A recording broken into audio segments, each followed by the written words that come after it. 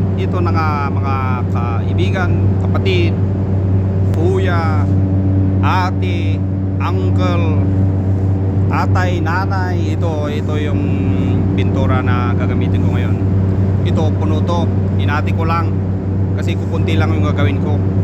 Ito yung may tatak na A, at yung maliit na lata may tatak na B. Yan, paghaluin mo yan, tapos yan na yung pipintura natin. Lagyan natin ng konting thinner para medyo malambot-lambot. At ito na nga, ito yung isang kalahati. Nahalo na yung A at saka B dyan. Wala pa yung thinner. Mamaya haluin natin mamaya. At ito na nga yung gagamitin nating pump na pang pintura natin. Ito yung tinatawag na airless. Ang dumi. Industrial yung trabaho natin, kaya hindi kailangan malinis.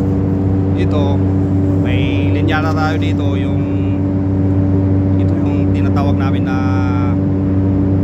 airless gun. Ito may filter yan sa loob.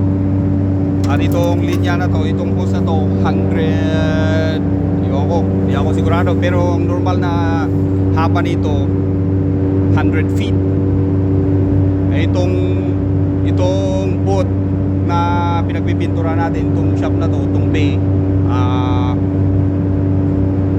mga siguro 94 feet to, kasi itong malalaking 70 footer to, itong mga yan ang haba niyan, 70 feet yan. Yun naman yung may square na yun, yan doon, yan yung air filter natin, yung airflow. May blower siya doon sa taas. Ito yung suction niya. Yan na nga mga kaibigan, at mag-umpisa na ako.